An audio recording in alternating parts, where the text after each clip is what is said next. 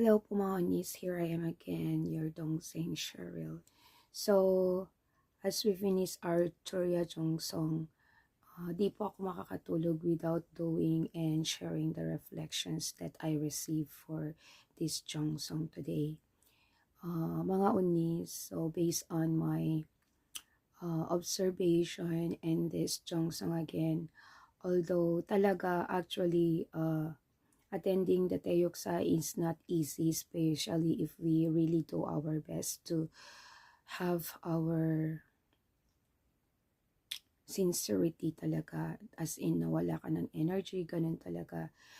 So, isipin nyo po, ang mga, kanina, yung, what is it, yung testimony ni, what's that, Kim Ju-an, Tim Chang Nim, yung isang staff doon sa Chongpyong na although staff po siya doon but still doing his best doing Jongsong. Jongsong talaga siya. Guys, Jongsong is a reflection. It's a devotion and it's a prayer. Tinatawag po yan sa church natin, yung devotion and prayer. So, yun nga po talaga, the best talaga kung sincerity ka sa ating ginagawa na from the bottom of our hearts, mag-pray ka talaga, mag-jungsung ka, and Heavenly Parents and True Parents is 100% na a-answeran yung prayer natin without any doubt. Okay? So, yun nga po, ang hirap din talagang mag-share ng reflection sa inyo kasi even myself, you know that my husband and I are separated in a house. So, he lives in our family house and I live here in my own apartment because of our life restoration. Nadami pa namin i-overcome bawat isa. So, there will be a time, at nasabi ko na noon sa inyo only the reason, but in this video of mine, ang i-share ko po sa inyo is kung paano tayo maging strong at maging more fighter sa ating mga struggles, sa ating mga circumstances, sa ating mga fallen nature. So, why don't we ask ourselves na bakit na-bless ako? Yun na nga, bakit na-meet ko si True Parents na ang sinang ko naman is kay Jesus Christ. So, sinang means yung faith natin. So, what's the reason why we met our true parents in our life? Because of that is a God's will. That is the time na talagang need na natin ma-meet si true parents. Need na natin ma-receive ang ating blessing because our ancestors in the spirit world are doing their best to find who will be their Messiah in their lineage, in their families, in their clients. And we are the one, the chosen one, the one God selected us in our families. So please, it's not easy for us to take that responsibilities to restore our families, our blood lineage, because even ourselves, we cannot really understand the value, the significant, the real meaning of divine principle. But if we do believe to God, you have to pray so hard. You have to reflect more about ourselves. And God, Heavenly Parents and True Parents will give you the right answer. So, dapat po mga unis, be serious, be matured. Hindi po tayo bumabata. Tumatanda po tayo. And we don't know when Heavenly Parents will redeem our spirit life, our spirit body. This physical body that we have, it will burn, it will turn into ash kung saan tayo galing. Okay? So, habang nandito pa si True Mother, we have to follow True Mother.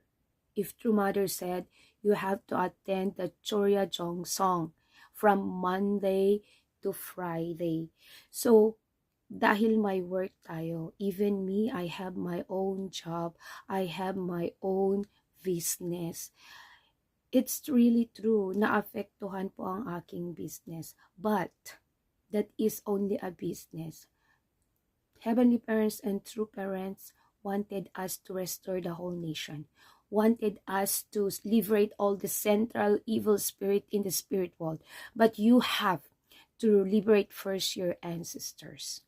At the same time, liberate also your central evil spirit.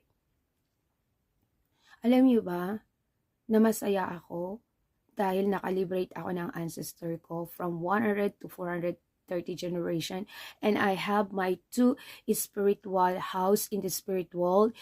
No, I am not happy at all. Why? Because I feel that I cannot fulfill yet my dream. As long as all the blessed members are not yet liberated their ancestors, I am not happy. You know what? Hindi din ako happy because of myself only, of my family, my ancestors. No. What I wish is Heavenly Parents to Parents wish too. Yan po ang wish ko, to liberate all the people on earth, to become a blessed member, same like us.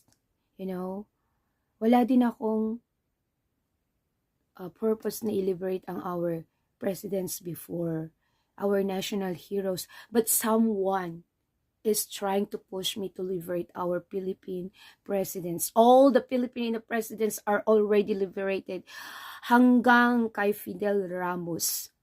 Siya kasi ang last na namatay sa lahat ng mga presidente. Hindi ko, siya na-liberate na din po si Fidel Ramos. And all our national heroes are already liberated in the Philippines. There are 49 national heroes liberated. So if you wanted to talk to them, you may talk to them. If you wanted to talk all our the president in the Philippines, you may talk to them spiritually. How? Through your prayer, through our prayer, guys. Hindi ko tinignan financially kung saan ako kukuha ng pang-liberate sa kanila. Because after their liberation, many of them in our national heroes are single spirit. So I have to find another for financial to them. To bless them, guys. To bless them, mga onis. I don't have my own second generation yet. I don't have my children yet. But, you know, I'm not just only thinking of myself. I'm just thinking all the people on earth as our true parents thinking.